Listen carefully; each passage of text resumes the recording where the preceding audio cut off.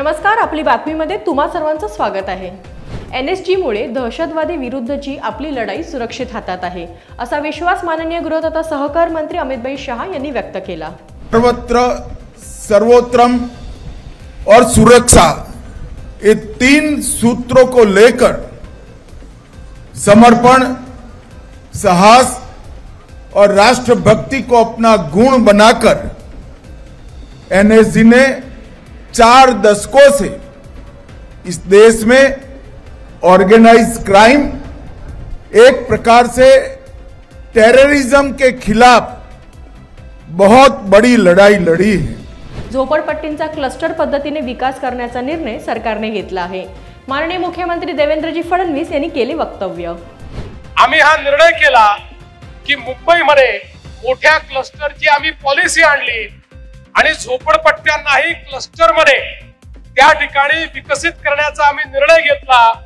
कारण आमच्या समोर एकच विचार होता की आडवी असलेली झोपडपट्टी केवळ उभी केली म्हणजे आपण काही फार केल्यासारखं होणार नाही, तर झोपडपट्टीमध्ये राहणाऱ्या व्यक्तीला सर्व प्रकारच्या अमेनिटीज देऊन त्याच्या हक्काच्या घरात जेव्हा पाठवू, त्याला खेळाचं मैदान असेल, त्याला जिम असेल, त्याला शाळा असेल, त्याला आरोग्य मंदिर असेल, अशा सगळ्या गोष्टींसहित ज्यावेळी आम्ही त्याला त्याच्या घरी पाठवू, त्यावेळी खऱ्या अर्थानं भारतरत्न डॉक्टर बाबासाहेब आंबेडकरांनी जो समतेचा विचार सांगितलाय तो विचार आम्ही अंगीकारू। आत्मसमर्पण करणाऱ्यांना संविधानाच्या माध्यमातून योग्य न्याय मिळेल याची जबाबदारी महायुती सरकार घेईल। माननीय मुख्यमंत्री देवेंद्रजी फडणवीस यांनी आत्मसमर्पण केलेल्या नक्षलवाद्यांना दिले आश्वासन। तारकांनी अनेक लोकांसोबत या ठिकाणी आत्मसमर्पण केलं। ते आत्मसमर्पण एक अत्यंत महत्त्वाची घटना होती की त्यातनं या पुढच्या सगळ्या आत्मसमर्पणाचं बीजारोपण झालं। आणि आज ज्यांनी आत्मसमर्पण केलंय त्या सर्वांना मी सांगू इच्छितो, तुम्ही भारतीय संविधान स्वीकारलेलं आहे, संविधानाच्या मुख्यधारेत आला आहात। आता याच संविधानाने तुमच्याकरता जो न्याय अपेक्षित केलेला आहे तो न्याय तुमच्यापर्यंत पोहोचवण्याचं काम राज्यातलं सरकार केल्याशिवाय थांबणार नाही। आता बातमी पक्षप्रवेशाची। माननीय पंतप्रधान नरेंद्र मोदीजी आणि माननीय मुख्यमंत्री देवेंद्रजी फडणवीस यांच्या विकासाभिमुख नेतृत्वावर विश्वास ठेवत खेड तालुक्यातील मनसेचे नेते, अनेक कार्यकर्ते तसेच पुणे, कोल्हापूर, सातारा, परभणी, अहिल्यानगर, वसई विरार येथील विविध पक्षातील पदाधिकाऱ्यांनी आणि कल्याण जिल्ह्यातील काँग्रेस पक्षाच्या पदाधिकाऱ्यांनी माननीय प्रदेशाध्यक्ष आमदार रवींद्रदादा चव्हाण यांच्या उपस्थितीमध्ये भाजपात जाहीर पक्षप्रवेश केला। त्या सर्वांचे आपली बातमीच्या माध्यमातून हार्दिक अभिनंदन। प्रत्येक घरी स्वदेशी, घरोघरी स्वदेशी।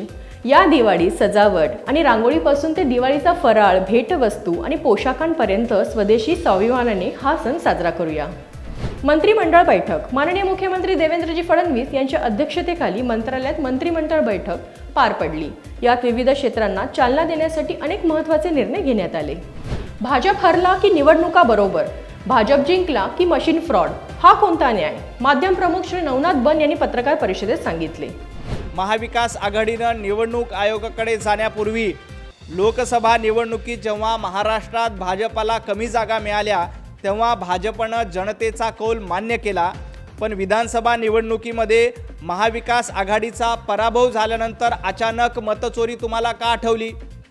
महाविकास आघाडी जिंकली तर EVM बरोबर आणि भारतीय जनता पार्टी जिंकली की EVM वर शंका, हा ढोंगीपणा लोकशाहीसाठी मारक आहे।